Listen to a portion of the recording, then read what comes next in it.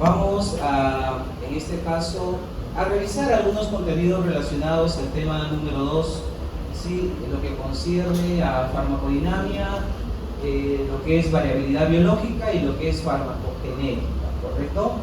Ya ustedes han tenido el primer tema con el doctor Salud, han revisado el tema con el doctor Sangay referido a lo que es farmacocinética. Ya ustedes tienen algunos contenidos de lo que es la farmacocinética, los factores farmacocinéticos y los procesos farmacocinéticos, ¿correcto? Bien, en esta oportunidad lo que vamos a hacer es complementar, ¿correcto? Vamos a complementar. Ya todos ustedes saben que cuando nosotros hablamos de la farmacología tiene muchísimas ramas, ¿no? De la farmacoeconomía, la farmacocinética, la farmacodinamia, la farmaconosia, ¿sí? Existe la industria farmacéutica, en fin.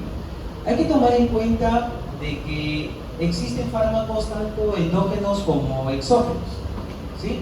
Los fármacos endógenos son aquellos que, bueno, pues son producidos posiblemente en nuestro organismo, y hablamos de repente de algunas hormonas locales llamados, también conocidos como autacoides. Por ahí también tenemos algunos neurotransmisores, adrenalina, acetilcolina, ácido gamma-aminobutírico, GABA, ¿no? Serotonina, en fin. Pero también existen algunas sustancias, ¿sí? Algunos principios activos que van a ser transformados por la industria farmacéutica en diferentes formas farmacéuticas, llamados tabletas, jarabes, ungüentos, ampollas, etc., ¿no? Y bueno, dentro de la farmacología existen dos rubros bien grandes. Uno, lo que es la farmacocinética, que es lo que yo le hago al medicamento, lo absorbo, lo distribuyo, lo metabolizo, lo excreto, y dependiendo de la forma farmacéutica posiblemente la libero, ¿no? Porque algunos hablamos del proceso ACME y otros hablan de un proceso LACME, ¿no? Donde involucran la liberación al inicio, la L, ¿no? Pero repito que la liberación está sujeta a la forma farmacéutica.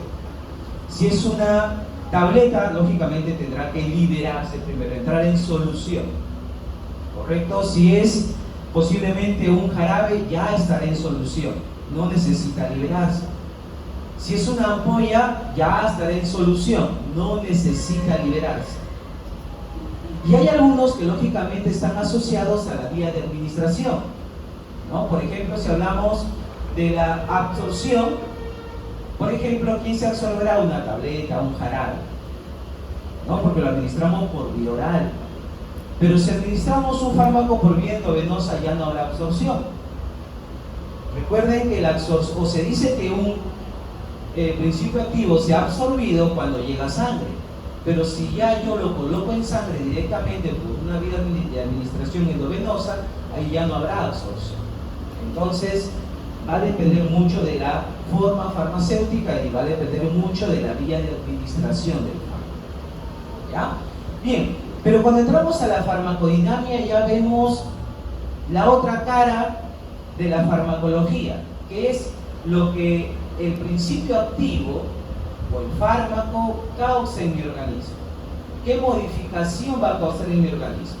De repente me va a regular la glicemia, ¿no? Me va a bajar la temperatura, me va a aliviar el dolor, etc. Entonces vamos a decir que la farmacodinamia estudia de los efectos bioquímicos y fisiológicos de los medicamentos y sus mecanismos de acción, ¿correcto? Es lo que el fármaco le hace al organismo en breves palabras, ¿no? Muy bien. Ahora, si nosotros vemos ahí, observamos diferentes mecanismos. Recuerden que los procesos en el organismo son procesos bioquímicos, donde posiblemente vamos a estimular la liberación de ciertas sustancias, vamos posiblemente a inhibir algunas sustancias. Por ejemplo, si hablamos de los AINES, inhibimos a la ciclooxigenasa, por ejemplo, ¿no?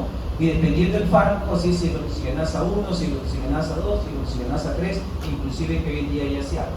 Va a depender del tipo de fármaco, va a depender qué desencadene en el organismo. Ahora, Nosotros tenemos lugares donde el fármaco va a desencadenar esos mecanismos. A eso se les llama dianas moleculares. ¿Qué es una diana molecular? Es el lugar donde va a llegar el fármaco y va a desencadenar la acción farmacológica. Conforme. Una diana molecular puede ser, por ejemplo, un receptor. Una diana molecular inclusive puede ser algunas sustancias.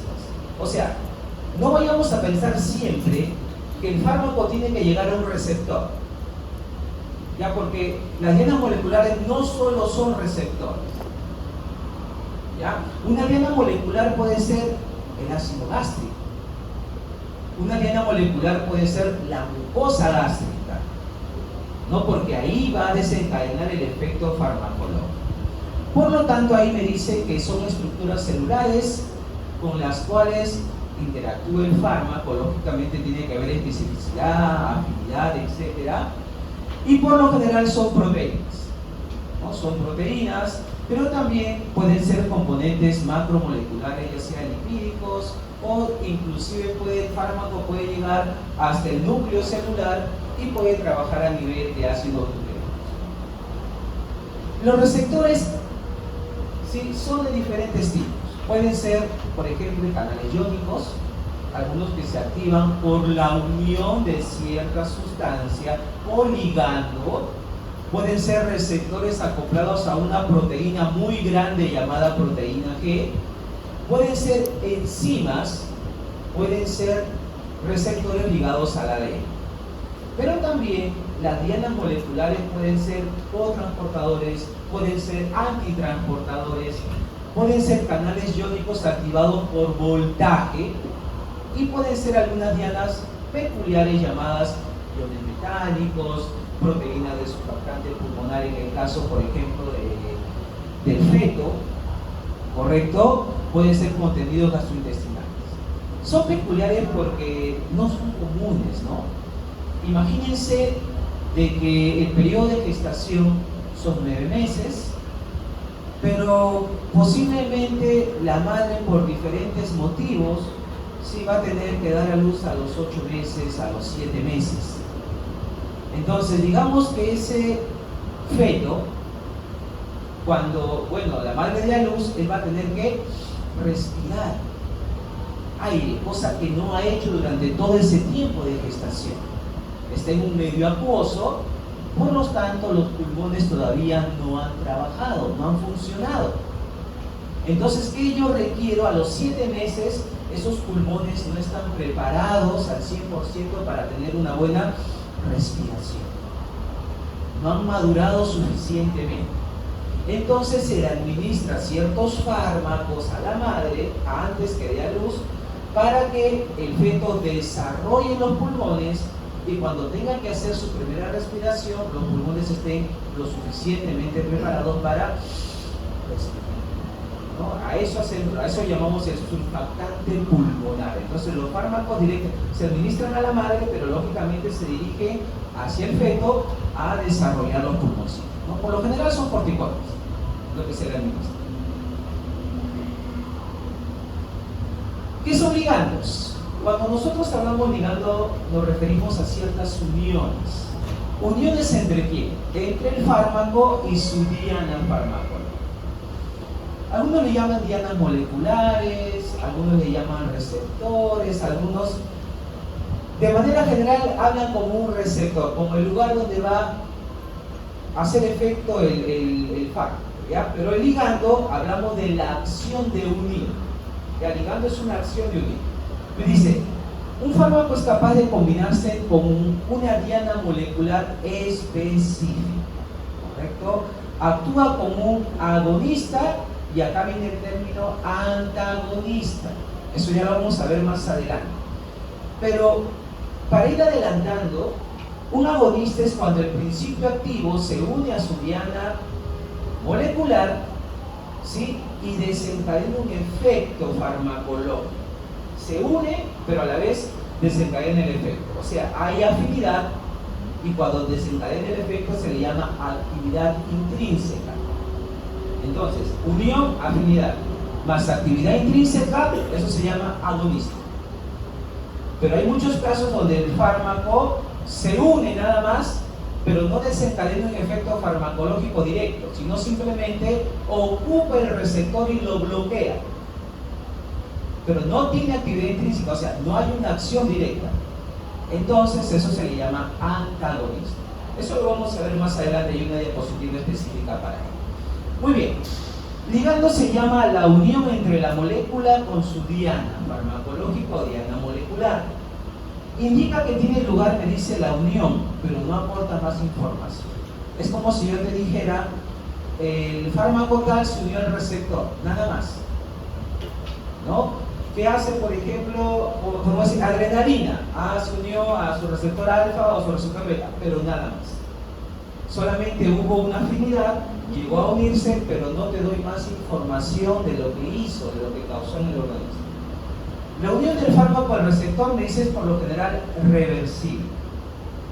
¿Qué pasaría si la unión fuese irreversible? Nos intoxicamos. Ya, por ejemplo, ¿quiénes causan uniones por lo general irreversibles? Los metales pesados, ¿no? Intoxicación por mercurio, intoxicación por arsénico, ¿no? Las uniones son irreversibles por lo general, ¿no? En cambio, ¿yo qué necesito? Que la unión por lo general sea reversible. Recuerden que el fármaco para nosotros, así como nos causa un beneficio, también nos puede causar un daño terrible. Los fármacos no son sustancias naturales que yo tengo en mi organismo. Un acetaminofén, un ácido acetilsalicílico, cualquier otra sustancia, llega a mi organismo, cumple su función e inmediatamente mi cuerpo lo reconoce como una sustancia extraña. No es común que yo tenga en mi organismo ácido acetilsalicílico o acetaminofén. Entonces inmediatamente empieza un proceso xenobiótico donde mediante reacciones, ¿sí?, como oxidación, reducción, hidrólisis, tratamos de eliminarlo del organismo, ¿no? Ya empieza el proceso de metabolismo y excreción del fármaco, ¿correcto? Entonces, ¿qué necesito? Que la unión sea reversible para poder luego eliminarlo del organismo, porque si no lo elimino, me intoxico. ¿Ya? Muy bien. Es por lo general reversible e implica, me dice, enlaces iónicos, fuerzas de Van der Waals, que son fuerzas un poco simples, fáciles de romper, puentes de hidrógeno e interacciones hidrófonas. Cuando hay formación de enlaces covalentes, que son los más fuertes, la unión generalmente es irreversible. Entonces, por lo general, yo necesito que mi fármaco se una a su posible receptor mediante uniones reversibles debido a enlaces iónicos, fuerzas de Van der Waals, puentes de hidrógeno, interacciones hidrófagos que son fáciles de romper. Los ligandos tienen ciertas propiedades. Una es la afinidad. ¿Qué significa ser afín? Es la tendencia de la unión, me dice, a un receptor específico. Por ejemplo, vamos a hablar del etanol. El etanol por lo general se une, pero debido a que posee un grupo farmacológico hidroxilo, OH. Pero digamos que no es lo único que se puede unir al receptor. Mi receptor reconoce OH. Entonces, así como se puede unir el etanol, también se puede unir el metanol, propanol, butanol, pentanol, etc. ¿Ya? O sea, que se puede unir muchísimos de ellos, pero esa es afinidad.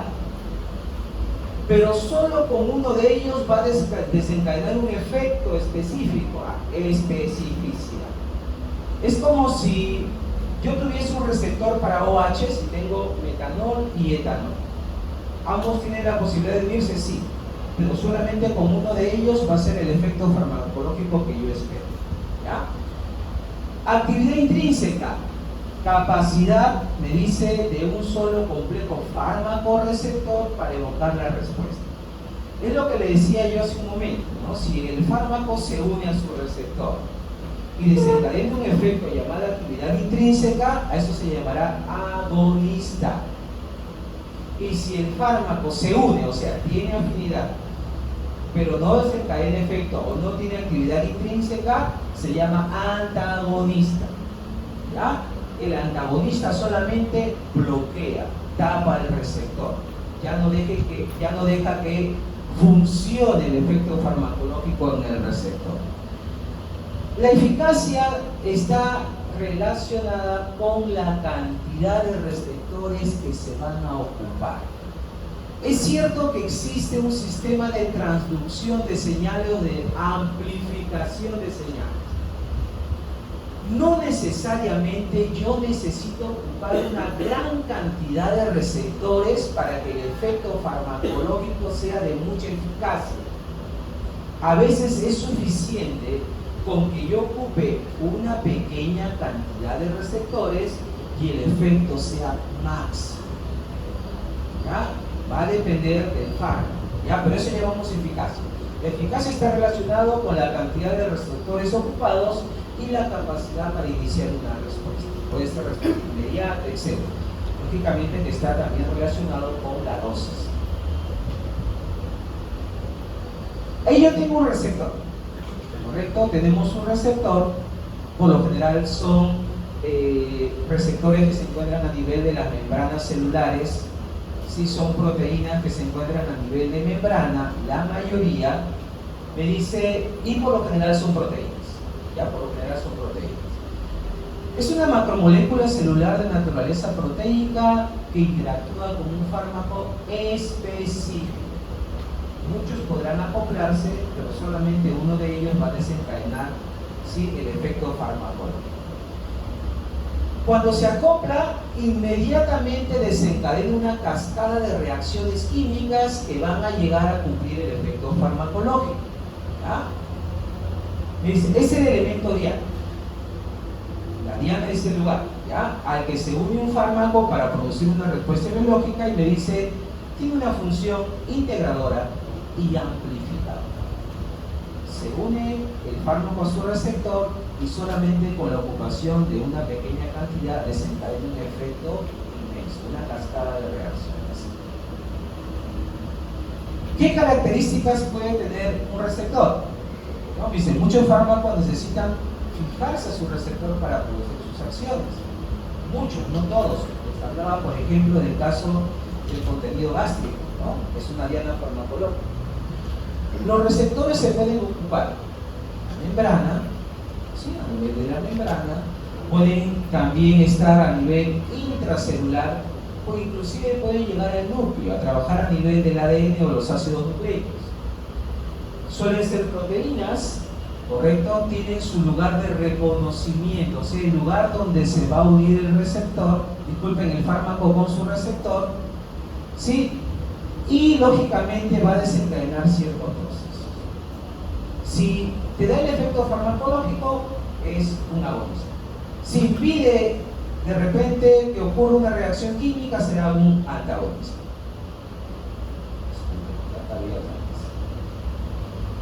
Las respuestas tisulares, me dice, en general no son directamente proporcionales a las respuestas moleculares. Las respuestas en los tejidos no son igual a que actúe directamente en la molécula, ¿ya?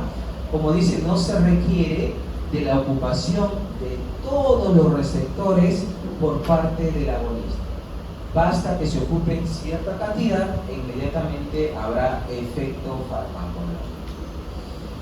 Ahí nosotros tenemos, miren, en la gráfica, observen ustedes, es lo normal. La unión del fármaco y el receptor que está representado por esa hendidura en la membrana celular. Eso es lo que ocurre normalmente en el organismo.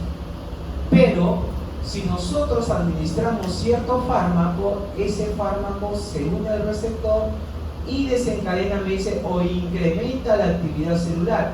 Eso es ser un agonista. Se une al receptor y desencadena el efecto farmacológico. Pero hay el caso del fármaco antagonista. El fármaco antagonista lo único que está haciendo, miren, es bloquear, tapar al receptor e impedir que se desencadene la acción inicial. ¿Ya? Entonces los antagonistas bloquean, ¿no? Ahí hablamos de ciertos antagonistas como los antihistamínicos, ¿no? Por ejemplo, ¿qué hace la histamina? Muy bien, la histamina desencadena todos los procesos alérgicos, por ejemplo, ¿no? Entonces, cuando nosotros tenemos procesos alérgicos, gracias a la histamina, que no es malo, ojo, nada es malo en el organismo, sino hay que regularlo, hay que controlarlo. ¿Qué hacemos? Nos dan un antihistamínico, clorfenamina, difenidrinato, cetirizina, etc. ¿Qué va a hacer realmente el antihistamínico? Bloquear al receptor H de la histamina. Solamente lo que va a hacer es bloquear al receptor e impedir que se siga desencadenando el proceso alérgico. Eso es por ejemplo, la clorfenamina es un antihistamínico, y como antihistamínico es un antagonista de la histamina, bloquea la acción de la histamina. Muy bien, afinidad. La afinidad significaba que varios fármacos, debido a que tienen cierto, grupo químico, grupo alcoholes, aldehídos, cetonas, ésteres, etc., se unen a un receptor. Pero les dije que solamente uno de ellos es el que realmente va a desencadenar el efecto que yo espero. Eso se le llama especificidad. ¿Qué es la especificidad? Es la respuesta de las células de un determinado tejido a los agonistas, que actúan sobre el mismo tipo de receptor. ¿Ya? Y en ese caso siempre va a ser el mismo efecto farmacológico. Sensibilidad. Muchos fármacos producen acciones intensas, me dice, a dosis muy bajas, ¿no? Algunos de nosotros tenemos hipersensibilidad. Algunos son hipersensibles posiblemente a los AINES. Algunos son hipersensibles a las penicilinas. Algunos son hipersensibles a las sulfas. ¿Correcto? Entonces, la hipersensibilidad está relacionada con una característica o con la variabilidad biológica que algunos de nosotros tenemos. La hipersensibilidad está relacionado al proceso de alergia a cierto principio activo o a cierto insumo con el cual ha sido elaborado el medicamento. Algunos son alérgicos al látex, ¿no? Algunos son alérgicos posiblemente a ciertos metales. La hipersensibilidad está relacionada a las alergias, ¿ya? Está relacionado a las inmunoglobulinas, ¿ya? Entonces, algunos de nosotros somos muy sensibles a ciertos fármacos en pequeñas dosis. Muy bien. La selectividad. Las respuestas celulares, me dice, está relacionado con las respuestas celulares en las que intervienen los receptores, ¿no? Y solamente me dice, el efecto está desencadenado por un número limitado de sustancias químicas. Es decir, no siempre un receptor puede trabajar con un solo fármaco, sino que a veces cuando las estructuras químicas o moleculares son similares, puede ser que activen efectos. Como le decía, lo del metanol y el etanol. El metanol se puede acoplar y les va a tocar ahí una toxicidad terrible, ¿no? Persona que se intoxicó con metanol. Pero luego, ustedes saben, como sustancia o antídoto, ¿qué le administramos? Etanol, ¿no? Porque reconoce a los dos, pero los dos empiezan a competir por el receptor, pero como existe la selectividad, va a preferir al etanol. Entonces inmediatamente lo que hacemos es, en este caso, desplazar al metanol y el etanol ingresa a su receptor. Y ya ese metanol se podrá excretar por las diferentes vías, ¿no? Sudor, aliento, orina, heces, etc. Los receptores son de muchos tipos. Ya existen muchos tipos de receptores. Acá solamente les vamos a dar algunos ejemplos. En el caso 1 nosotros tenemos al fármaco, bueno, o droga de manera general, ¿sí? Donde el primero es un tipo de receptor intracelular. O sea, yo necesito que el principio activo ingrese o atraviese la membrana celular para que recién, ya sea en una organela citoplasmática, ya sea a nivel de la membrana nuclear o dentro del mismo núcleo, encuentre el receptor y desencadene el efecto. Ese es un tipo de receptor intracelular. Hay receptores con actividad enzimática intrínseca, o sea, que apenas se da la unión o ligando entre ellos, se desencadena un cambio de la conformación estructural del receptor y miren, estimule cierta reacción. Ahí miren, tenemos un receptor que se encuentra en la membrana celular, el número 2, se une el fármaco a su receptor y de manera intracelular desencadena un efecto farmacológico. ¿Sí? Un cambio, una transformación, activa una enzima, etc. 3. Receptor asociado a enzima. Ya más específico, ¿no?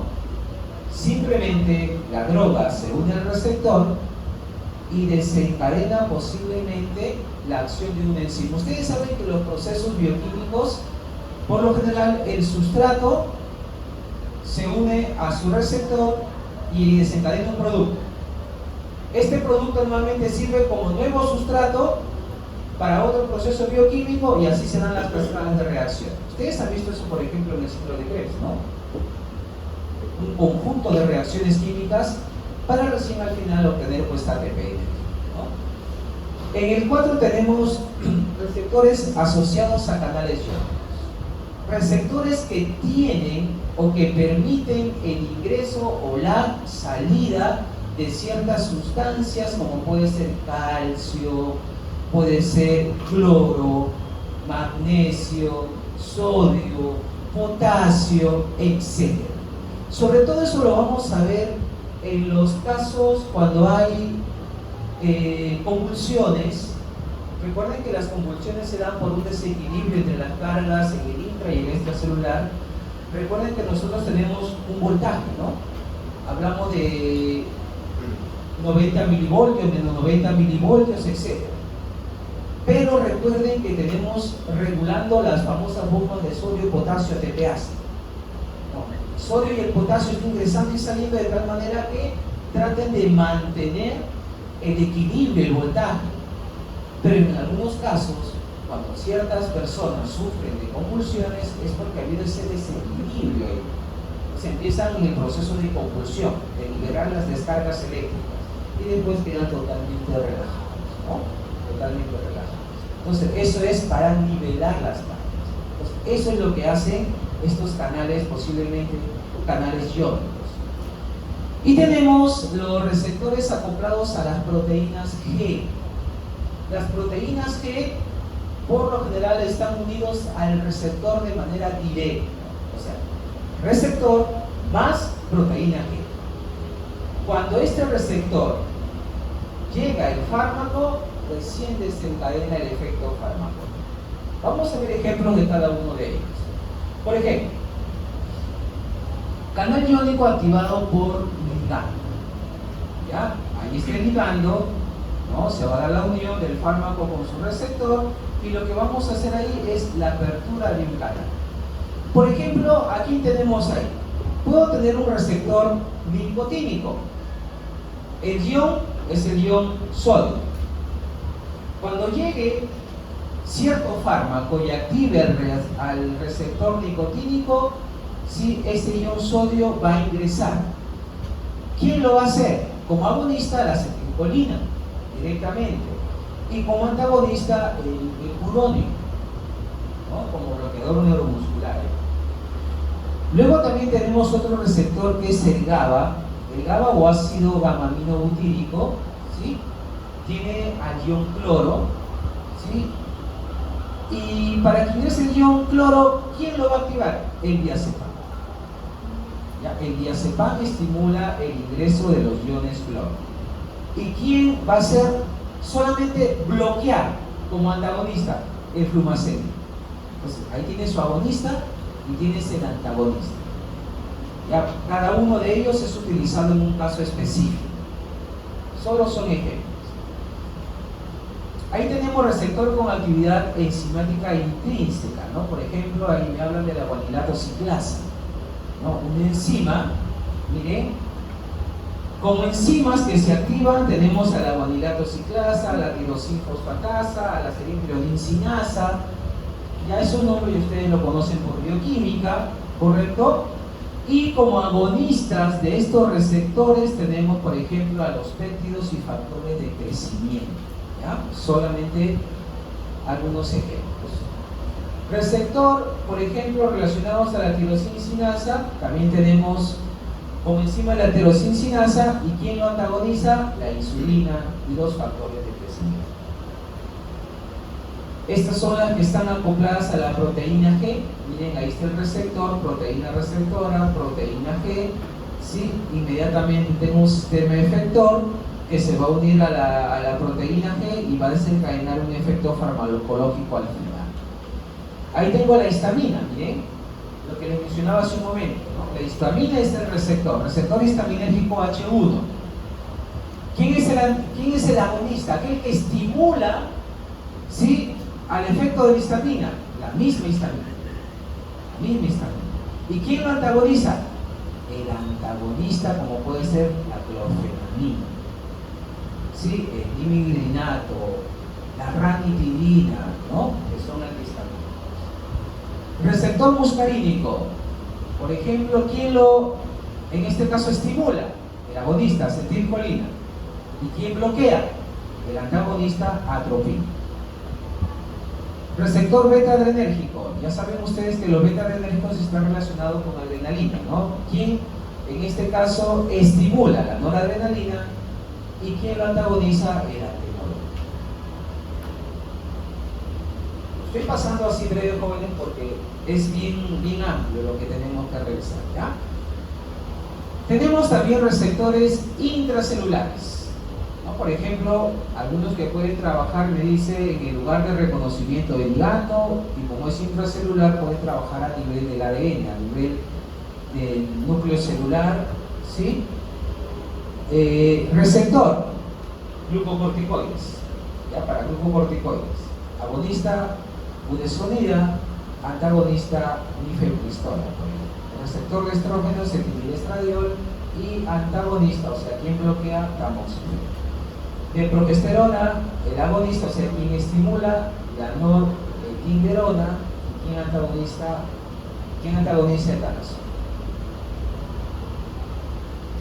Pero acá tenemos los que regulaban las membranas celulares, ¿no? Les mencionaba, por ejemplo, la bomba asociada, me dice ATPasa, recuerden la bomba de sodio, potasio, ATPasa, también tenemos la bomba de protones, ¿sí? Tenemos los canales iónicos, ¿sí?, que estimulan la entrada o salida de ciertos iones intra y extracelulares, ¿sí? Y tenemos algunos transportadores. Hay que tener en cuenta que no solo puede ingresar o salir iones, sino también pueden ingresar o salir moléculas. Por ejemplo, la glucosa, ¿no? La glucosa se encuentra, pues, en sangre, y lógicamente tiene que ingresar a todas las células a nivel de las mitocondrias para desencadenar el ciclo de Krebs, ¿no? Lógicamente ahí la diana molecular ya no va a ser un receptor, sino la diana molecular posiblemente va a ser una hormona como la insulina, quien la va a cargar como un carrier y va a permitir el ingreso de la glucosa. Y una vez la glucosa se va a ubicar a nivel de las membranas de las mitocondrias y desencadena el ciclo de Krebs.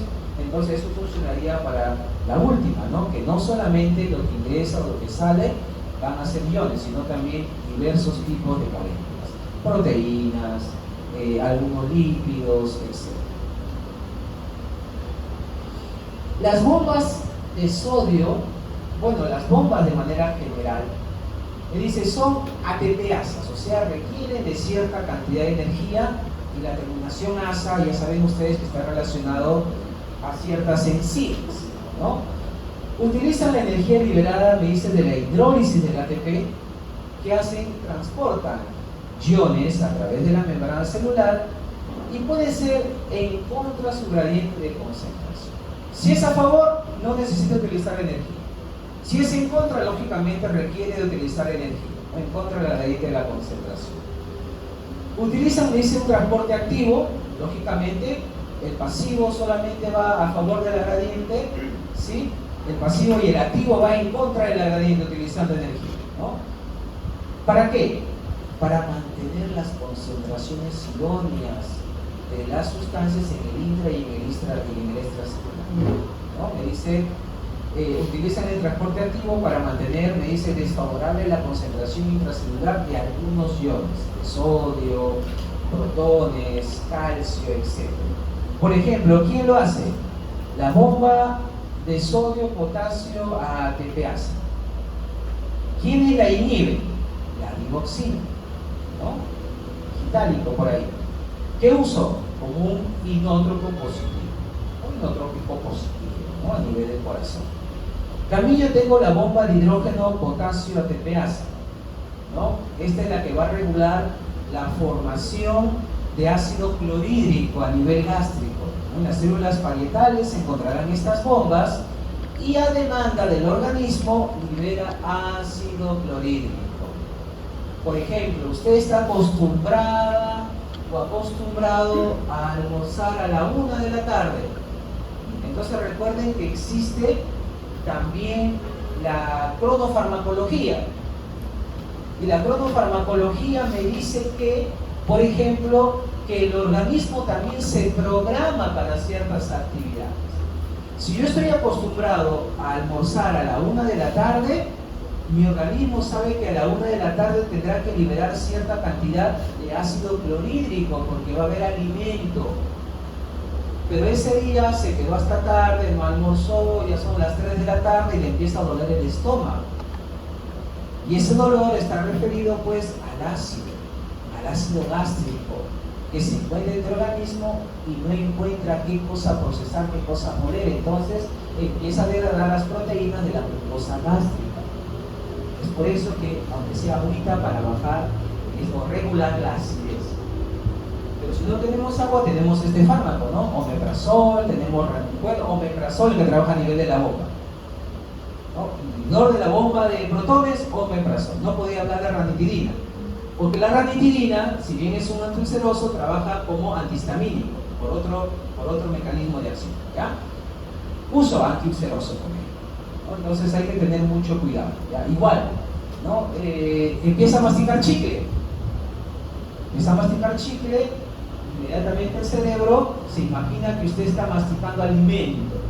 Como está masticando alimento, va a llegar al estómago y tiene que liberar ácido clorhídrico. Entonces, por ahí también hay probabilidades que incremente un poquito más la ulceración, la gastritis. Hay que tener cuidado con ello. Muy bien. Me dice, transportan agua y iones específicos a favor de su gradiente de concentración. Bueno, eso es lo que estábamos viendo, ¿no? Son macromoléculas proteicas transmembranas. En este caso hablamos de algunas sustancias. Poseen sensores que detectan los cambios de voltaje, ¿no? Las proteínas que cambian el voltaje a nivel de la membrana celular y provocan ciertos cambios, me dice, muy sutiles en su conformación, que abren y cierran estos canales iónicos, ¿sí? Favoreciendo el paso de uno u otro ion.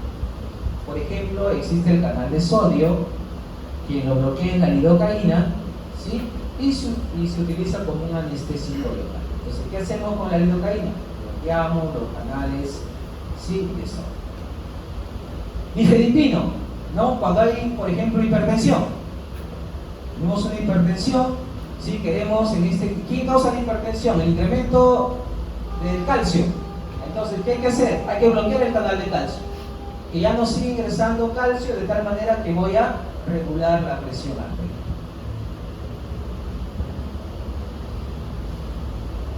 Muy bien, ahí también tenemos que Las dianas moleculares o farmacológicas no solamente eran los receptores, sino también pueden ser iones, pueden ser aminoácidos, inclusive pueden trabajar bajo ciertas proteínas o ciertas sustancias, ¿no?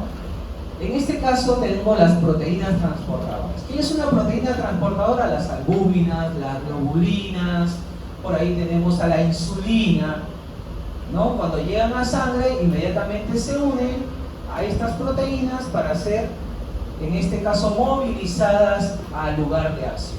A eso se refiere con proteínas transportadoras. Algunas transportan solamente un solo tipo de molécula y se llaman pues unitransportadoras, ¿no?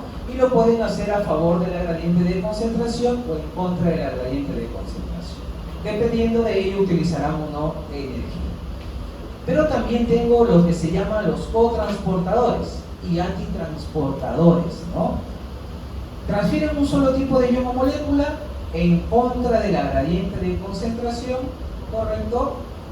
Y en este caso pueden o no utilizar ATP, dependiendo de la molécula, ¿ya? Si la dirección en que se transfiere la molécula o iones es la misma, se trata de un cotransportador, ¿no? A favor de la gradiente. Y si la dirección es en contra, se llama un antitransportador.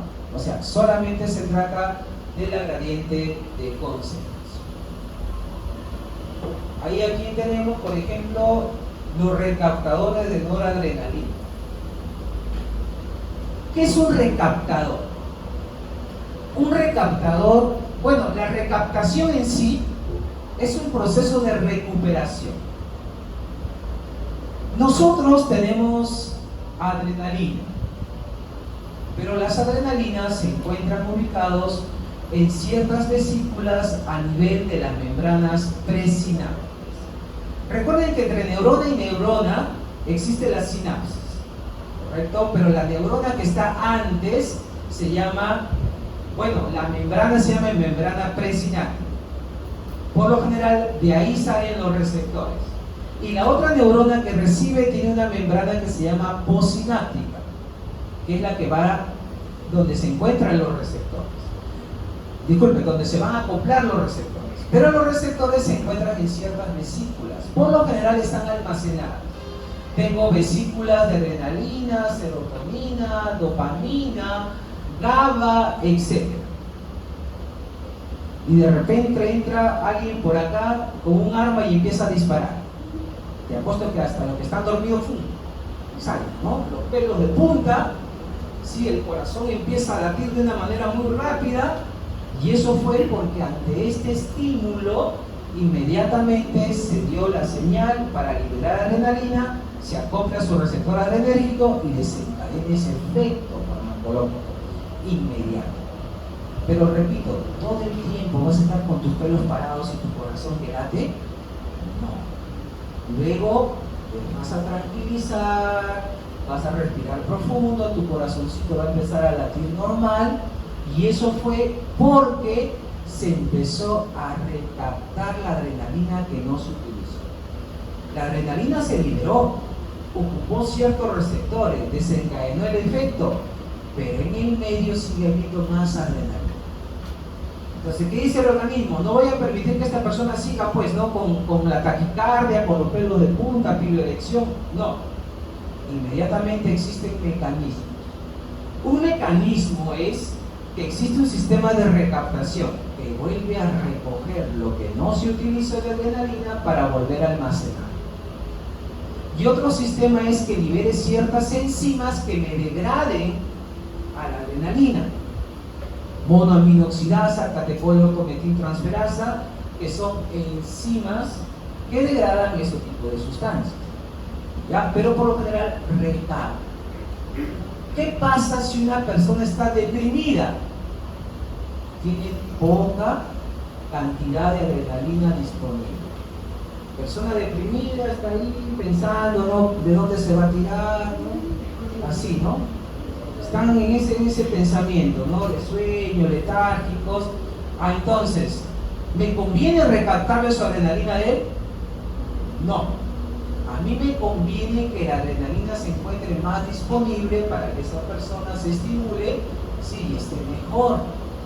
Entonces, para esas personas deprimidas que tenemos, Tenemos sustancias que bloquean la recaptación, ¿no? Tenemos sustancias que eliminan o no dejan que funcionen a las enzimas, como la MAO y la POM, ¿no? La MAO, la monoaminoxidasa, y la POM, la catecholortometiltransferasa, ¿correcto? Pero en este caso, lo que voy a hacer es impedir la recaptación. Entonces, no la recaptación es buena ni mala, sino ya te dije, hay que ver en qué casos la utilizamos. No todos nosotros somos iguales.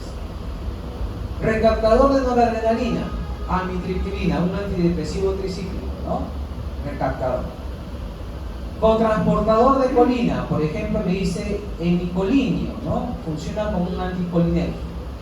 Antiportador de sodio e hidrógeno o protones, ¿no? La milorida, que viene a ser un diurético. Pero también existen los famosos segundos mensajeros, ¿no? Por lo general, un fármaco ingresa a su receptor y desencadena el efecto farmacológico. Fármaco, receptor o diana farmacológica, efecto farmacológico, inmediato. Pero hay ciertos fármacos, bueno, a estos no se les llama fármacos, se les llama profármacos. Quiere decir que lo que tú estás consumiendo no es directamente el medicamento, sino es una sustancia X que, ingresado en tu organismo, va a transformarse o va a liberar al que recién te va a desencadenar el efecto farmacológico. ¿Ya? Entonces, a eso se le llama segundos mensajeros, porque el efecto no es directo, sino que primero ingresa al organismo para activar o para transformarse, y de ahí recién va a desencadenar otro proceso para que recién se dé el efecto farmacológico. Los receptores interactúan, me dice, con sustancias tanto exógenas, ¿no? Las exógenas son los fármacos y los tóxicos. Yo diría que todos son tóxicos, ¿no? Todas las sustancias son tóxicas, ¿no? Solamente depende de la dosis.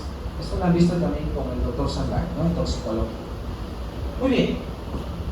Los receptores responden a sustancias químicas endógenas presentes en el organismo y pueden ser neurotransmisores como la acetilcolina, adrenalina, dopamina, serotonina, GABA, etc.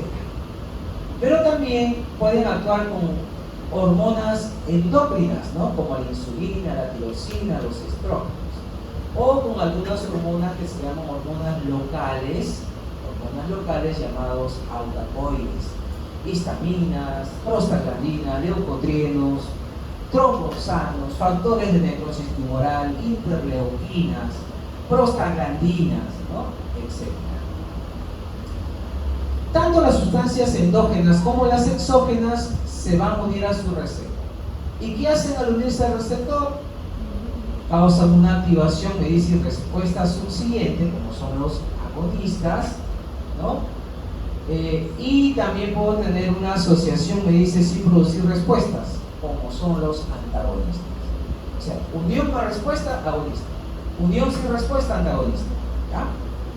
Los antagonistas reducen la probabilidad de que los agonistas se fijen al receptor. ¿Por qué? Porque lo tapan, lo bloquean. ¿Ya? Hay mucha teoría acá. Agonista es la producción, me dice, de una respuesta mediante la interacción farmacológica, fármaco-receptor. Agonista, afinidad más actividad intrínseca.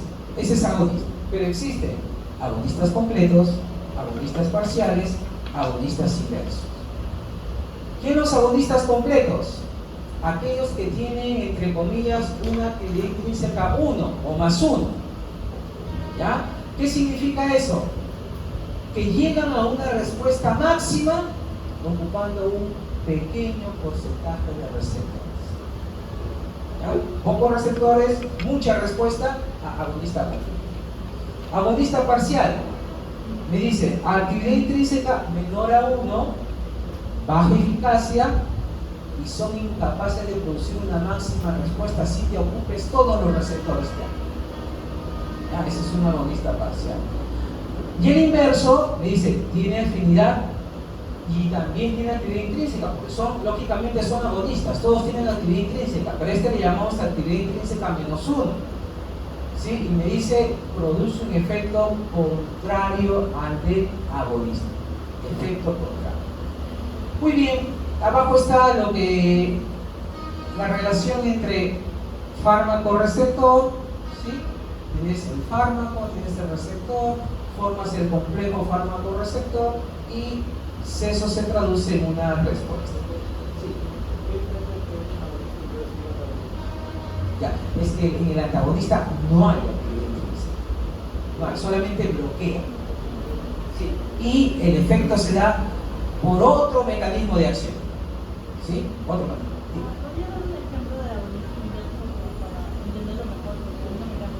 Ya, muy bien.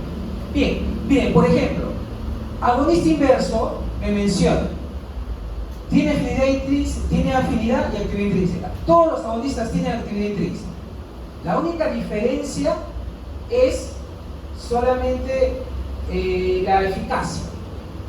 En el primero, pequeña cantidad de receptores ocupados, respuesta máxima. En el segundo, casi todos los receptores ocupados y no llega a la respuesta máxima. Y en el tercero, que es el inverso, en este caso, me dice, produce el efecto contrario al de un agonista. ¿A quién podemos mencionar como un agonista pero inverso? Sí lo tenemos aquí un momentito, ¿sí? Ahí lo vamos a ver, hay unos ejemplos de cada uno de ellos, ¿ya? Pasado esto nada más, aquí está, un segundo. Por ejemplo, agonistas totales, ¿ya?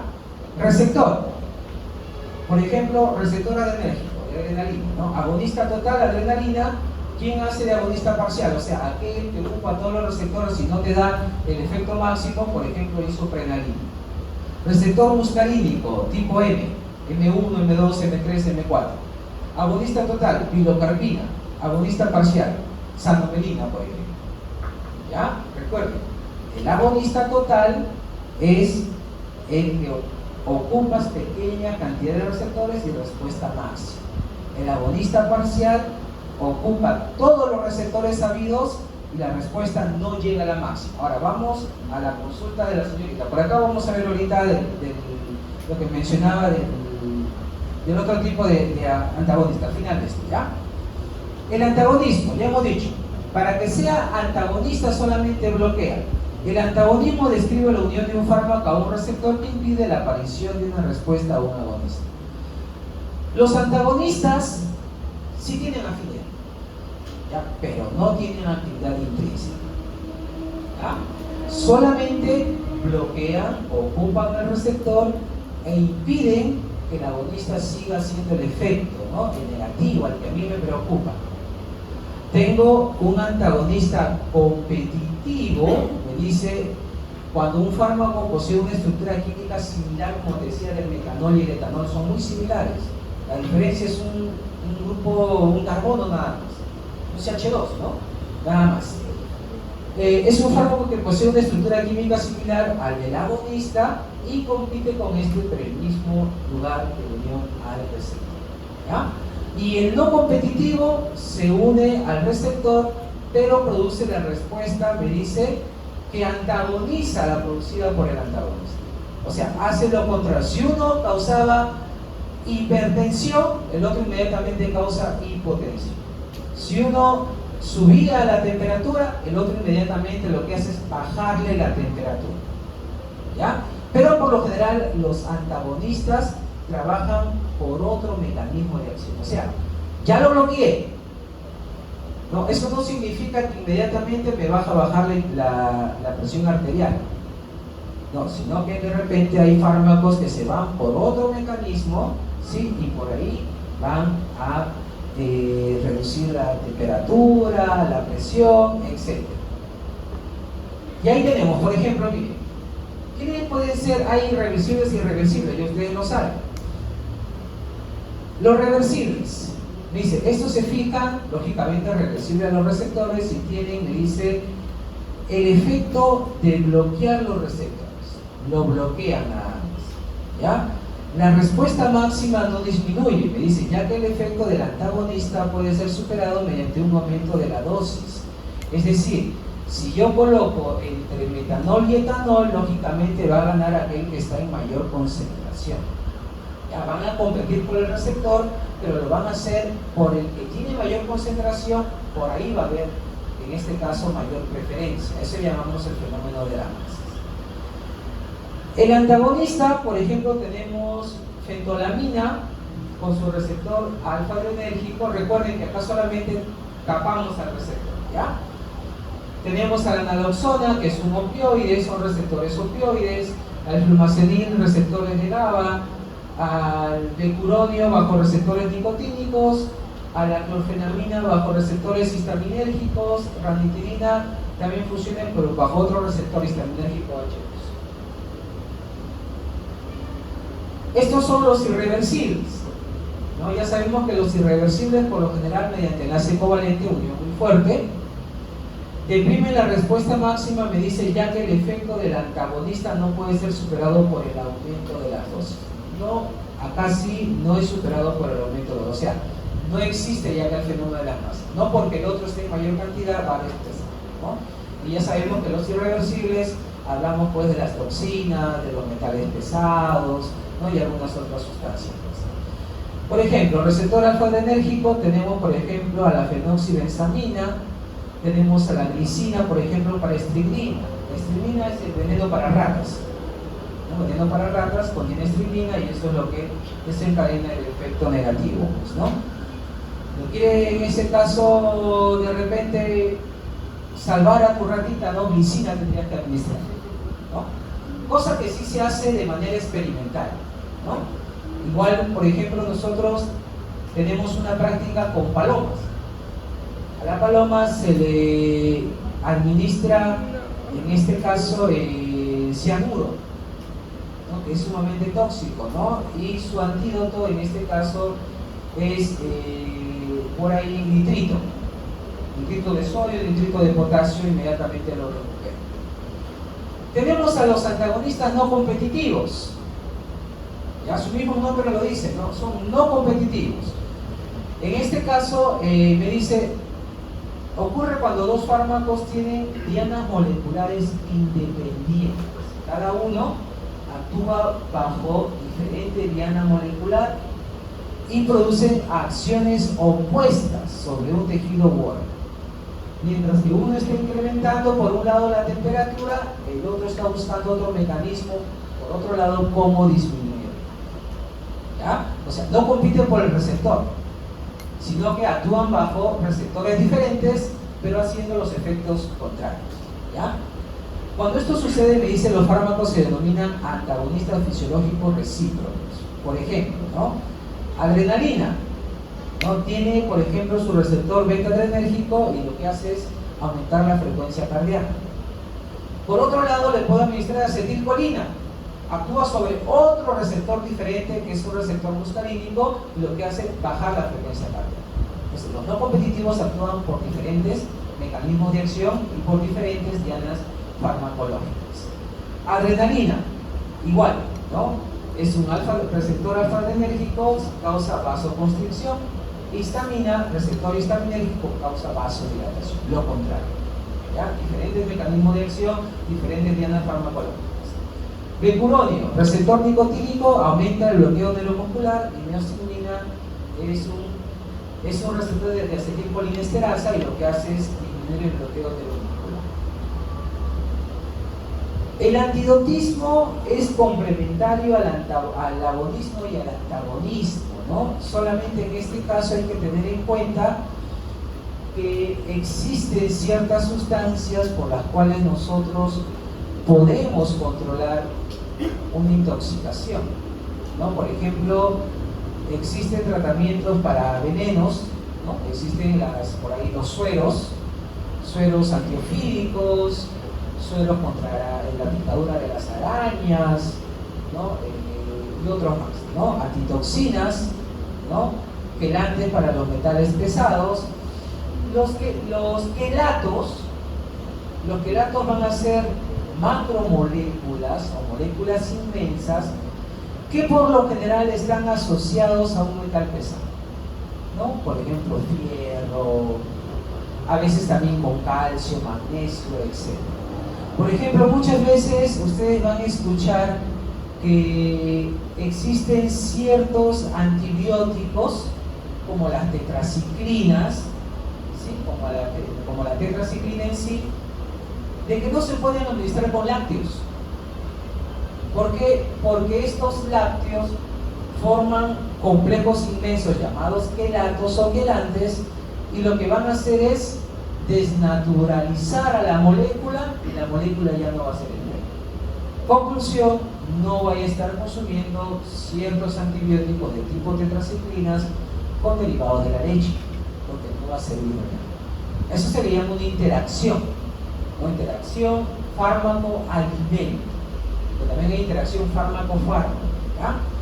Muy bien. También tenemos tratamientos para gases. Ya hemos visto, por ejemplo, para intoxicación con metanol, etanol, para, me dice, anticuerpos de la digoxina para la digoxina, piridoxina para isoniazida, nitrito que le mencionaba de la paloma para cianuro, ¿sí? N-acetilcisteína para paracetamol. Recuerden que el paracetamol suele ser muy bueno, que no daña la mucosa gástrica porque no es ácido, pero sí daña el hígado, ¿no? Es un hepatotóxico. Esos hepatotóxicos se tratan con N-acetilcisteína, que lo podemos encontrar nosotros, sí, en cualquier farmacia para procesos respiratorios, ¿no? Muy bien. También tenemos nosotros antagonistas específicos, ¿no? Atropina y oximas, me dicen, para aquellos que se intoxican por órganos fosforados. Aquellos que trabajan en el campo, por lo general utilizan los insecticidas, ¿no? Contienen muchos órganos fosforados, entonces por ahí podemos atropinizar. Tu perrito, gatito, por ahí encontró un alimento y empieza a botar espuma por la boca y ya, intoxicación, ¿no? Atropina, ¿no? Inmediatamente, ¿no? Por este tipo de sustancias.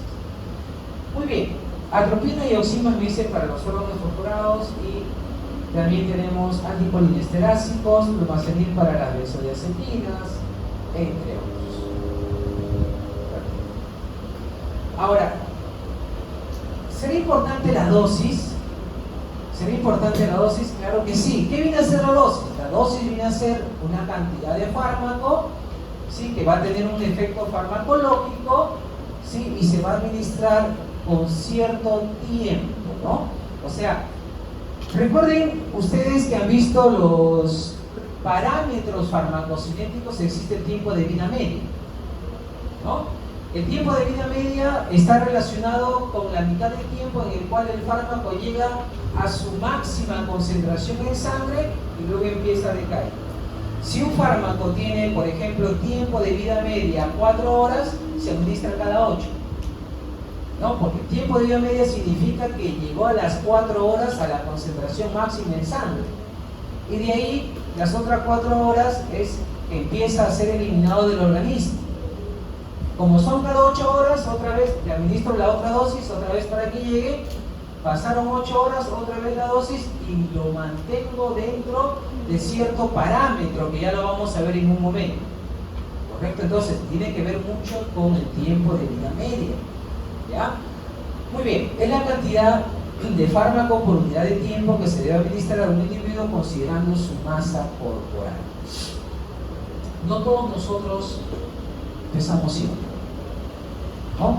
El caballero estará, ¿cuántos kilos? 60 promedio, hay de 70, hay de 50, hasta de 40 creo que por ahí tenemos, ¿no? Y delgaditos, ¿no? Yo estoy sobre los 90 posiblemente, ¿correcto? Pero los fármacos han sido elaborados bajo ciertos parámetros. El parámetro por el cual está elaborado un fármaco se llama farmacopea. Las farmacopeas son textos, estandarizados donde me dice cómo elaborar un fármaco. Ahí encuentro todo lo que son de medicamentos, farmacopeas. Hay farmacopea británica, hay farmacopea estadounidense y hay otras farmacopeas más. Entonces, los fármacos son elaborados en promedio para una persona que pesa 70 kilos. 70. Entonces, puede ser que una persona de más de 90, la cantidad de fármaco sea insuficiente, esa pastillita, esa ampolla. Pero puede ser que para una persona de 50 kilos sea tóxico, porque va a ser mucha cantidad para una persona, ¿sí?, de ese tipo. Pero hay que tener en cuenta que existe lo que se llama el margen terapéutico. No todos los fármacos te van a causar daño. En los niñitos sí. Recuerden que los niñitos, cuando uno va a un pediatra, el pediatra dice, ¿cuánto pesa? ¿No? E inmediatamente saca la calculadora y le vas a dar con una jeringuita 2,1 mililitros cada tantas horas. Pero un adulto no. Una tableta, 2 tabletas, una ampolla. ¿Por qué? Uno, porque lógicamente el niño todavía está en proceso de desarrollo del hígado, posiblemente los riñones, los pulmones, etc. Pero en un adulto ya nosotros podemos responder a él. Ya todos nosotros tenemos que saber que siempre existe un riesgo al consumir un medicamento. El beneficio es máximo, el riesgo es mínimo. El riesgo que al consumir un medicamento, en vez de que me alivió el dolor de cabeza, pero me empieza a doler el estómago. Sí, el riesgo es de que consumí un fármaco para la hipertensión, pero empiezo a toser, ¿no? Porque hay unos fármacos que producen tos. El riesgo que tenga escalofríos, que consuma cierto fármaco y tenga procesos diarreicos, o que te cause, en este caso, constipación o estreñimiento. Existe un riesgo, pero no es tan grave como el que a ti te alivie tu malestar. Oye, te voy a proceder, no importa, tengo un dolor terrible, no importa, ¿no? Lógicamente que a esas reacciones adversas, ¿no?, pues son reacciones adversas, no les va a dar a todos, de repente a ninguno tal vez, puede ser a todos, ¿correcto? Pero es una posibilidad, una pequeña posibilidad, ¿no? Bien, existe lo que se llama la dosis efectivamente. Es la dosis de un agente farmacológico necesario para producir un efecto específico en la mitad de la población. Los fármacos vienen de plantas medicinales, vienen de sustancias minerales, como por ejemplo tenemos el carbonato de litio como un antidepresivo, viene de ciertos animales como la insulina, correcto, que antes lo teníamos del ganado vacuno, del ganado porcino. Hoy en día ya lo obtenemos por ADN recombinante de la E. coli, ¿sí? En este caso la insulina. Entonces tiene diferentes fuentes, pero estas fuentes primero pasan por una etapa experimental en animales y luego pasa por una etapa clínica en personas. Entonces yo tengo que pasar todas esas etapas, y una de esas etapas en personas es la dosis efectivamente, ¿no? Por ejemplo, ustedes son, vamos a suponer que son 100, entonces les doy un fármaco, entre el fármaco específico y un placebo, para que no se sugestione. Tú no sabes si vas a recibir placebo o simplemente almidón, ¿no? Pero tú, y todos tienen, por ejemplo, dolor de cabeza, todos sufren de migraña, y les doy un antimigrañoso supuestamente a todos ustedes. Y me dicen, ¿alivia o no alivia? Sí, alivia. Pero tú no sabes si realmente te di el fármaco o te di el placebo. Entonces, va a llegar un momento en que yo voy a ver el 50% de la población en la cual hizo el efecto, a tal dosis, a eso le llamo dosis efectivamente. Ya, para ver la eficacia del fármaco y para saber la dosis a la cual sí le hizo efecto al 50% de la población. Pero hay una etapa previa que se llama dosis letal 50 o dosis letal media. Ahí yo espero muertes. Es por eso que se hacen animales. A 10 animales de experimentación, de 10 en 10 les voy dando el fármaco en diferentes dosis. Va a llegar un momento que de todos esos grupos se van a morir 5, porque cada grupo era de 10. Al 50% murió, muy bien. Esa es mi dosis efectiva media. Profesor, ¿y para qué necesito yo saber a qué dosis muere el animal? Con estos dos datos yo voy a obtener lo que se llama el índice terapéutico, ¿no? El índice terapéutico es la división o el cociente entre la dosis letal 50 y la dosis efectiva media. Entonces, eso me va a dar un techo máximo donde yo voy a administrar el fármaco. No puedo pasarme de ese techo que me salió ahí. Voy a suponer que me salió 100 miligramos por kilogramo peso. Entonces, yo no puedo pasarme de 100 miligramos por kilogramo peso a administrar a un paciente, porque si no, puede correr el riesgo de intoxicación hasta muerte. Entonces, se hacen estos dos parámetros para poder evitar las intoxicaciones. Ahora, ese techo le corresponde a un área llamada índice terapéutico. El índice terapéutico me dice señala el grado de selectividad que posee un fármaco para generar los efectos buscados. Lo voy a pasar acá para que lo vean ustedes mejor. Este índice o margen terapéutico, que es el de aquí, esta área de aquí. O sea, yo hice ese experimento con los ratones, el experimento con ustedes, para obtener esta línea y esta línea de aquí. Quiere decir que yo no puedo pasarme de esta concentración que encontré de la división, porque si no corro el riesgo de toxicidad o corro el riesgo de que no ocurra el efecto farmacológico. A eso se le llama concentración mínima tóxica y concentración mínima efectiva, o también lo tenemos acá, concentración mínima tóxica tolerada de un fármaco que es el límite superior de su concentración plasmática, que al ser sobrepasado producirá un efecto tóxico, o sea, aquí no puedo pasar. O también la concentración mínima efectiva, límite inferior de su concentración plasmática que se requiere para obtener una respuesta terapéutica. Por debajo de esto se considera concentraciones subterapéuticas, o sea, no hay efecto. Aquí no hay efecto.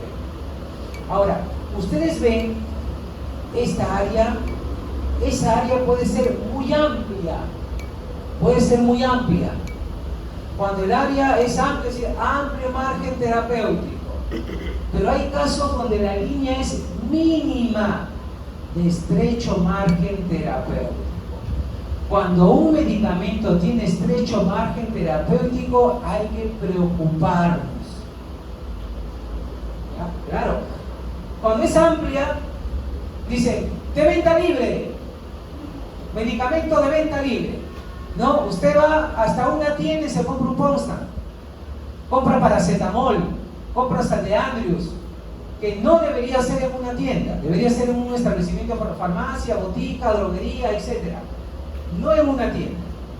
Y se va a la farmacia, ¿necesito receta médica? No necesita receta médica. ¿Cuánto quiere paracetamol? ¿Cuántas cajas? Y te lo vende sin ningún problema. ¿Por qué? Porque su margen terapéutico es amplio. Para que tú te intoxiques tendrías que consumir una gran cantidad de estos fármacos. Es por eso que les decía, el fármaco fue elaborado para 70 kilos, pero si usted se toma 1 o 2 no le va a pasar nada porque es de amplio margen terapéutico. Cuando el medicamento es de estrecho margen terapéutico, receta médica te dice, porque hay toxicidad. Pero ahora te vas a poner a lo consigues. ¿No? Yo consigo morfina, consigo por ahí todos los estupefacientes, lo consigues fácilmente. Vamos a hacer prueba con cocaína, vamos a acá en la esquina conseguimos, ¿no? Te lo venden como si nada, ¿no? Morfina también, tenemos morfina, cocaína, adrenalina, fentanilo. No vayas a ir, no, ahí no voy a una farmacia que está, no sé, por una calle ahí de barrio, ahí te lo venden, ¿no? Como no hay receta médica ni nada por el estilo, en fin, ¿no? O sea, se puede conseguir, dígame.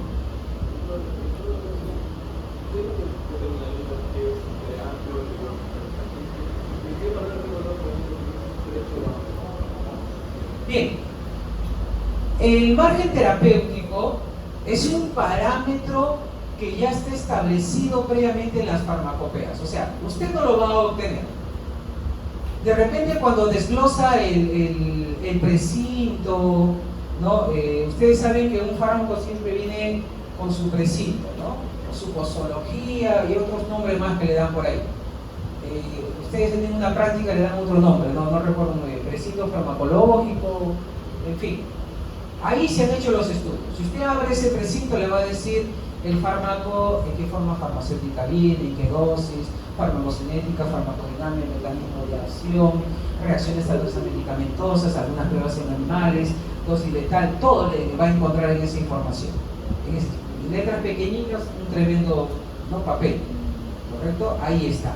Ahora, ¿quién va a definir si el fármaco es de amplio o estrecho margen terapéutico? Este cociente lo digo.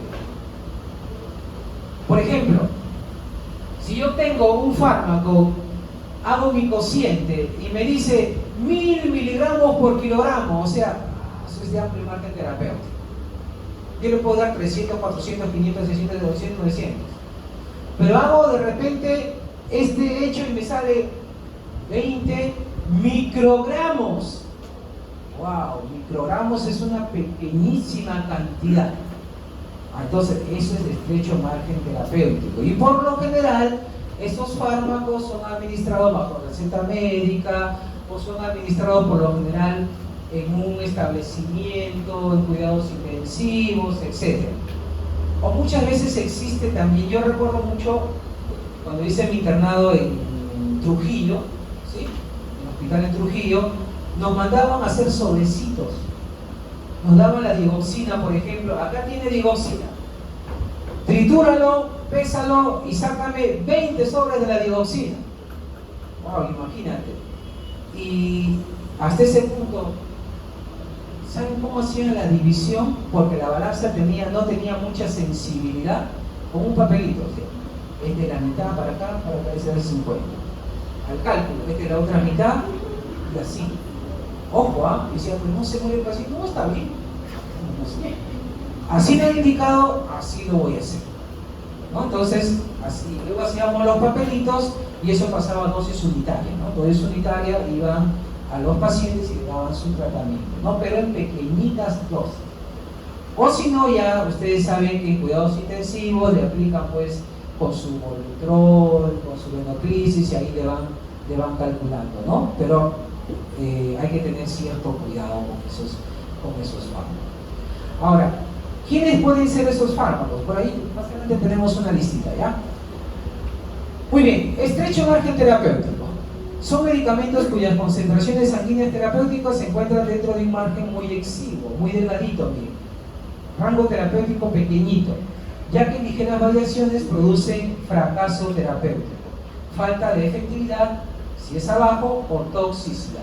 Por ejemplo, concentración plasmática de digoxina, ¿no?, en nanogramos por mililitro, ¿no? Nos vamos hasta nanogramos, o sea, no podemos exagerar, como algunos dicen, profesor, me dijeron que tome mi fármaco para los procesos respiratorios 8 de la mañana, 2 de la tarde, 10 de la noche, pero me olvidé de las 2 y en la noche me tomé las 2, ¿no?, para nivelarme, ¿no?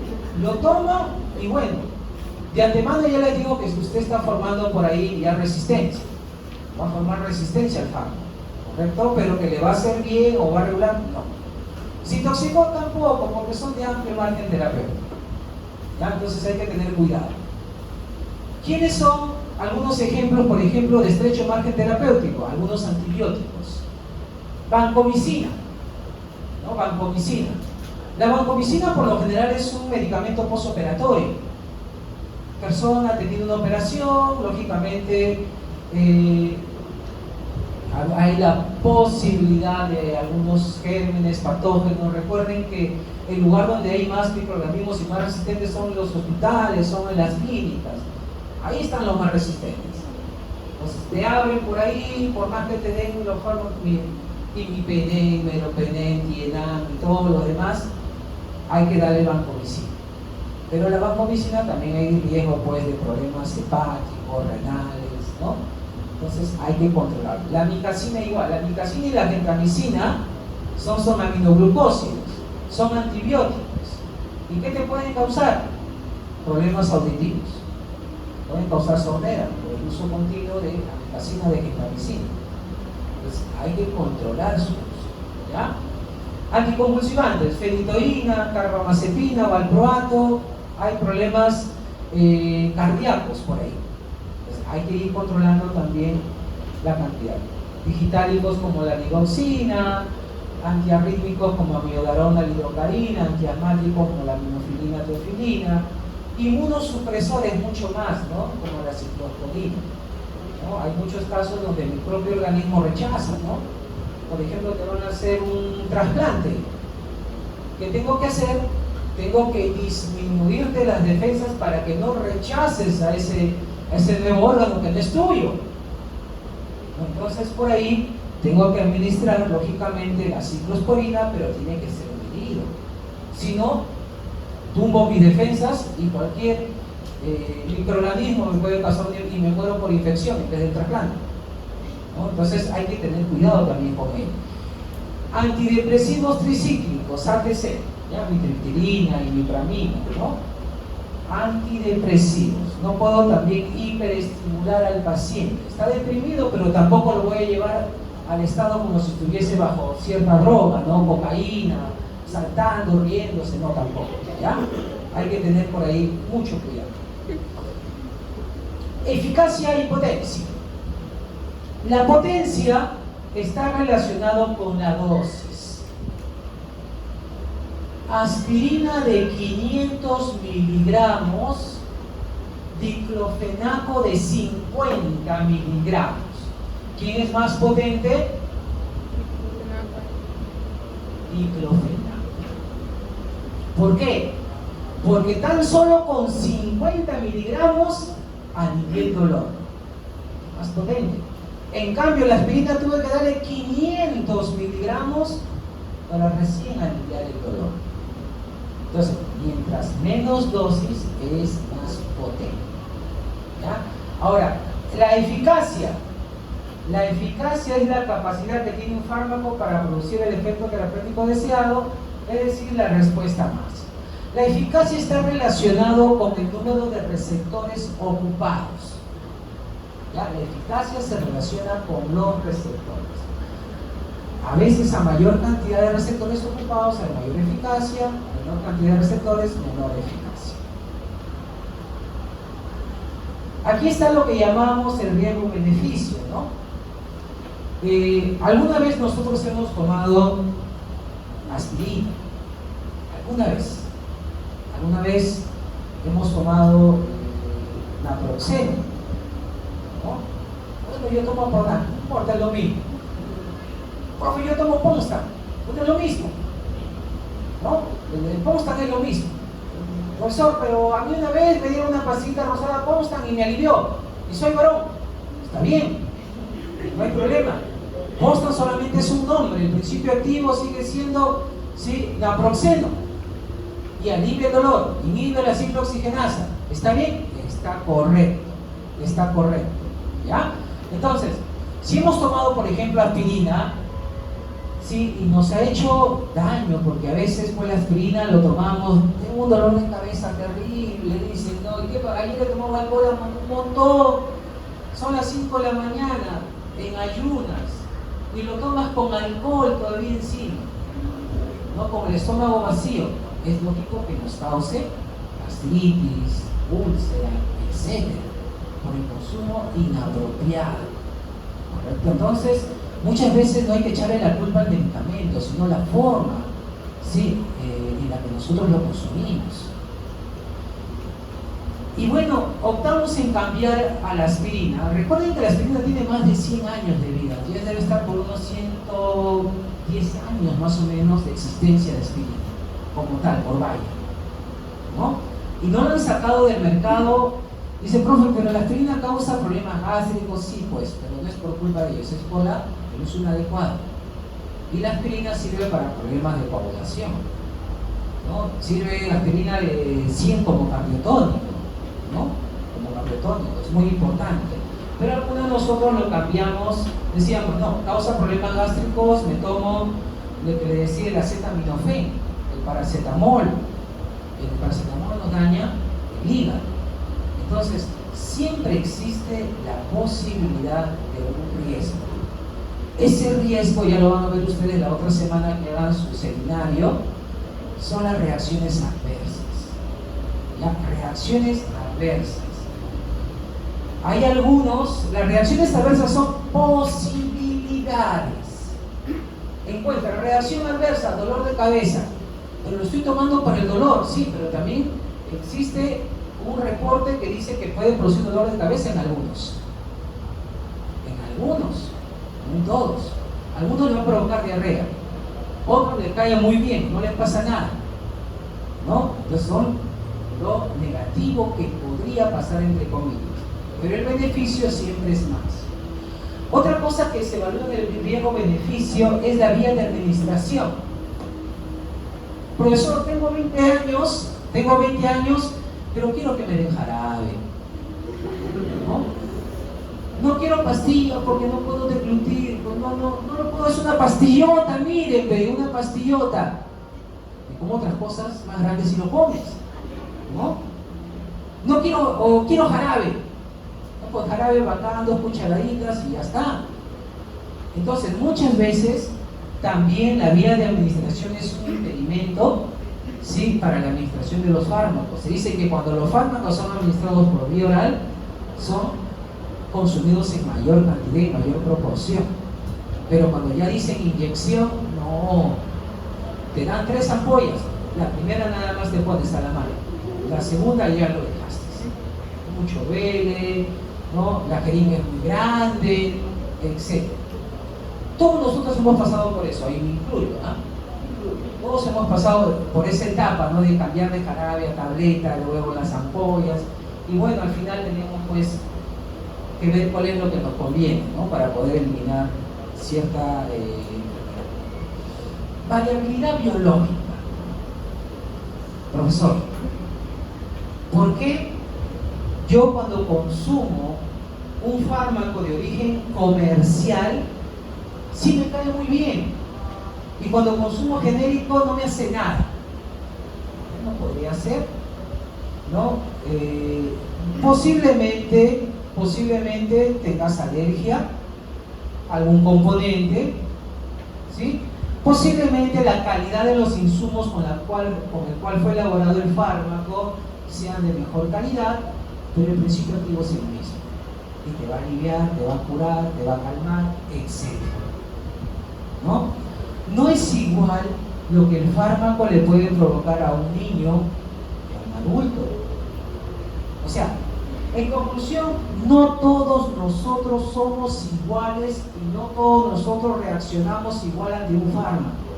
En los niños son diferentes, en los adultos mayores son diferentes porque se asocian a otras patologías. El adulto mayor, cuando se va al seguro, no solo le dan medicamentos para los huesos, para la hipertensión, para la glucosa, le dan calcio, le dan un conjunto de fármacos. Y como ahora le dan para 3 meses, sale con una tremenda bolsa chiquera. Llega a casa y le pide a un familiar, por favor, no dime para qué es esto, cada cuántas horas lo tomo, y tiene ahí su cajita. Yo hago así con mi papá y mi mamá, ¿no? Tremenda bolsa, para la presión, para la diabetes, te ha dado tu calcio, te han dado tus ampollas, y para 3 meses, paquete, ¿no? Ellos tienen problemas renales, tienen problemas gástricos. Entonces, no es igual la acción del fármaco. Y no es igual porque no toman un solo fármaco. Al día se toman 3, 4 fármacos. Entonces, ahí puede haber interacción entre fármacos. La interacción entre fármacos. No es igual porque tú estás consumiendo anticonceptivos, ¿sí?, orales, y lo tomaste con jugo de toronja. Feliz día, mamá. 9 meses y ya vas a estar, ¿no? Interacción fármaco-alimento. El jugo de toronja inactiva los anticonceptivos orales. Entonces, hay que tener mucho cuidado desde la forma que consumimos el alimento, ¿sí? Hay que tener cuidado si lo consume una persona, por ejemplo, asiática, un asiático, dale alcohol con 2 copas, ya está, hecho, totalmente, ¿no? Porque tiene baja cantidad de la enzima deshidrogenasa alcohólica y lógicamente con un vasito ya están ebrios. Y entre el varón y la mujer, el varón tiene más deshidrogenasa, soporta más alcohol y la mujer menos. O sea, hay la probabilidad que la mujer llegue a ebriedad de manera más rápida, salvo excepciones, ¿no? Conozco señoritas que toman, ¿no? Y están tranquilitas. Y hay varones que un poquito y también están mucho. Pero la mayoría de los varones sí tienen más deshidrogenasa que las mujeres.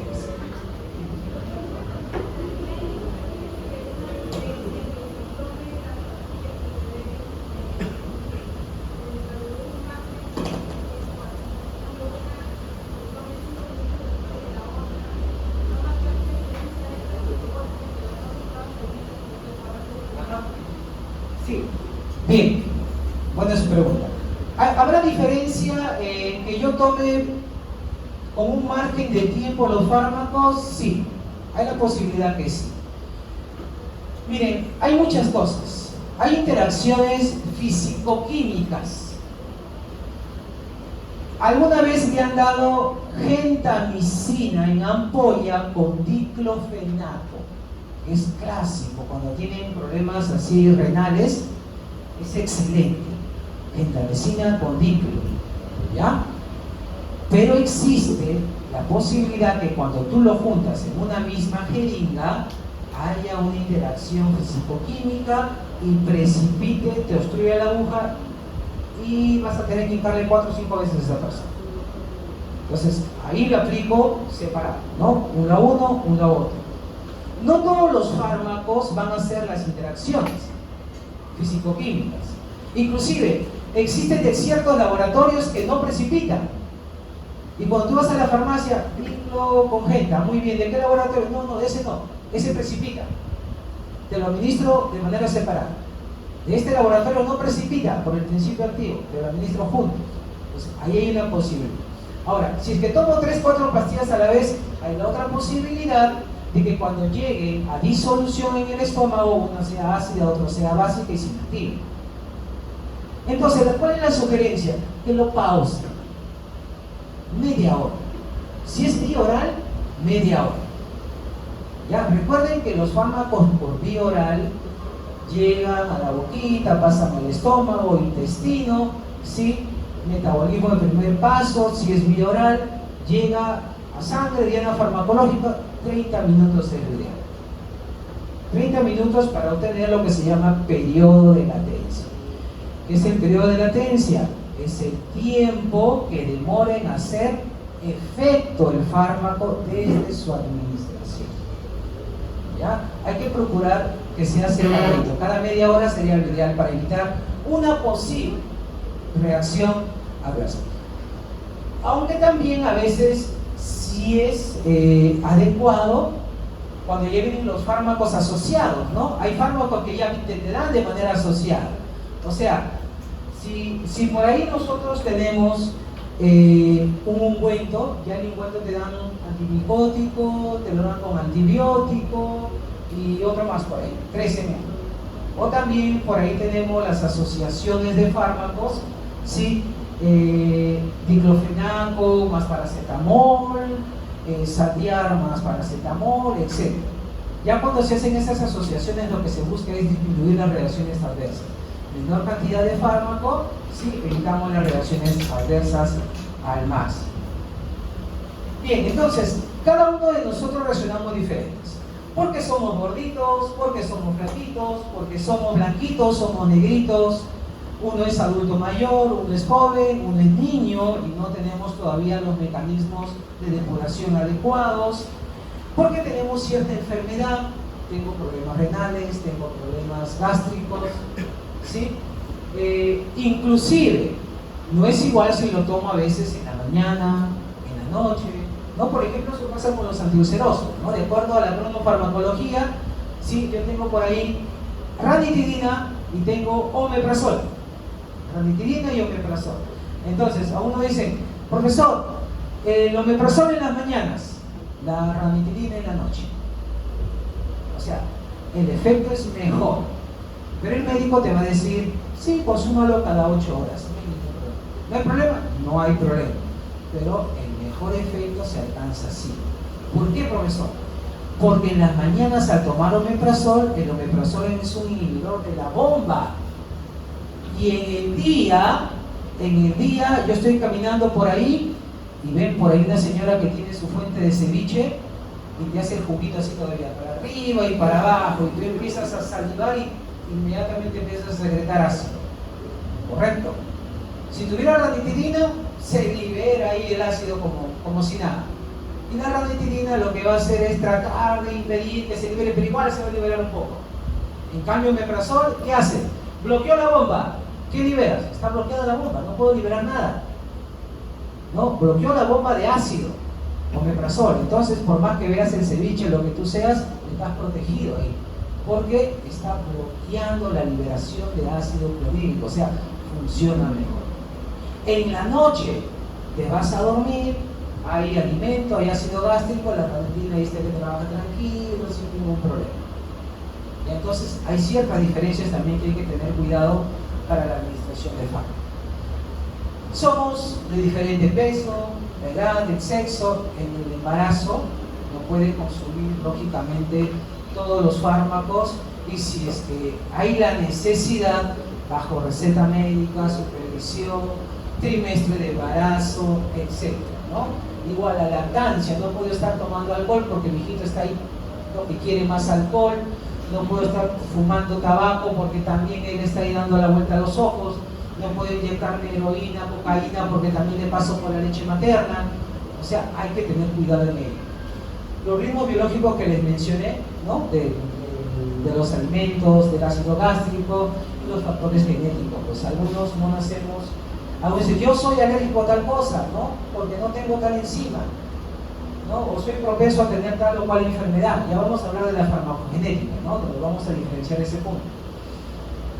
Hay algunos que no tienen, digamos, bueno, ya sea por alimentos o de manera fisiológica, no absorbemos igual a los fármacos.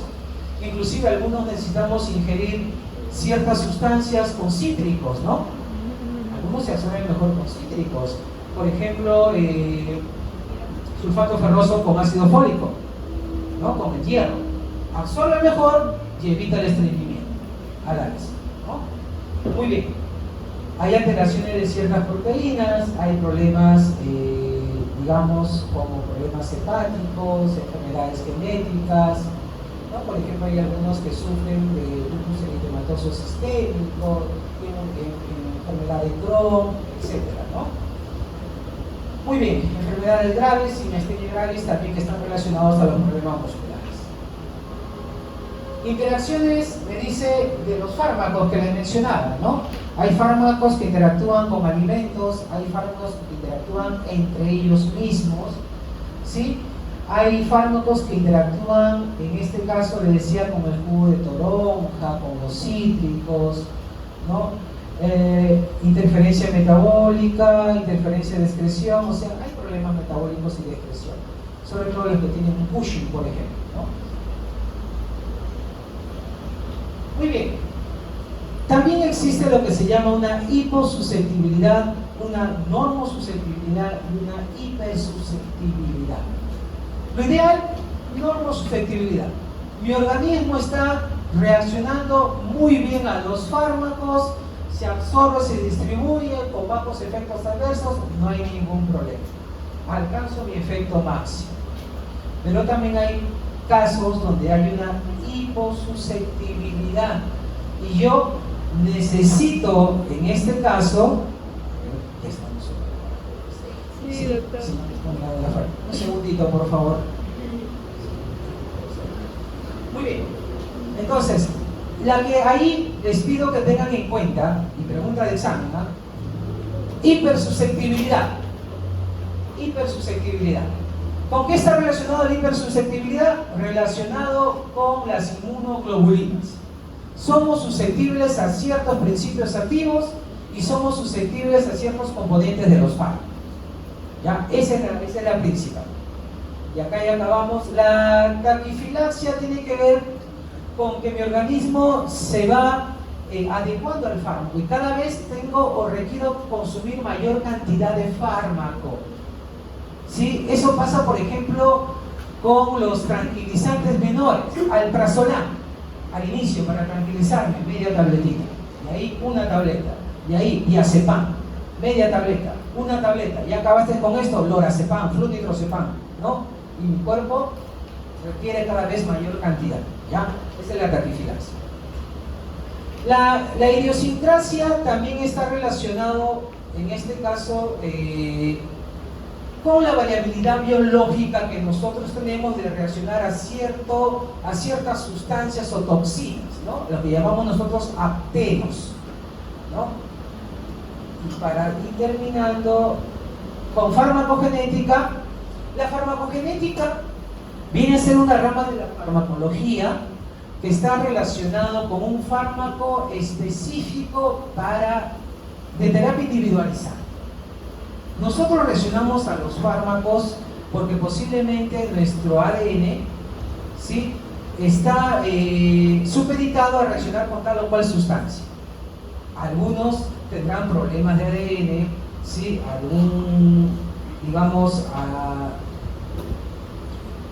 alguna parte de nuestro ADN estará dañado, no producimos ciertas enzimas, etc. ¿Cómo hago? Lo que voy a hacer es un análisis, un mapeo genético para ver qué es lo que tiene la persona y en base a ese mapeo genético se le da el tratamiento específico. ¿Ya? La farmacogenética reacciona ante él. Muy bien. Entonces, para eso es lo que se está utilizando hoy en día. ¿Sí? Lo que vamos a hacer, la persona va a pasar por el médico que es especialista en farmacogenética, le van a hacer un análisis, un mapeo genético y en base a ese mapeo genético le van a dar un tratamiento. ¿No? Esto es lo que se espera a futuro. En otros países ya hay estudios donde ya se están empleando estos fármacos, ¿no? Y lógicamente, como son tratamientos muy caros, se está seleccionando qué fármacos y para qué enfermedades se va a empezar, ¿no? Fármacos oncológicos, para hepatitis, VIH, asma, cardiovasculares, Alzheimer, depresión, que son los principales. Lógicamente se tiene que hacer un análisis, tiene que haber entidades que hagan este análisis y lógicamente tienen que ingresar estos fármacos. Repito, países de Europa ya tienen, en este caso, este tipo de sustancias, ¿ya? Ahí les dejo unos artículos, ahí lo pueden buscar en la parte inferior, del uso de la farmacogenética en ciertas enfermedades como inflamatorias y enfermedades a nivel anticoagulante. Bien, jóvenes, muchísimas gracias. No sé si el doctor Sangay ya lo colgó esto en el sistema. Ya, listo, gracias. Los que faltan asistencia pasan por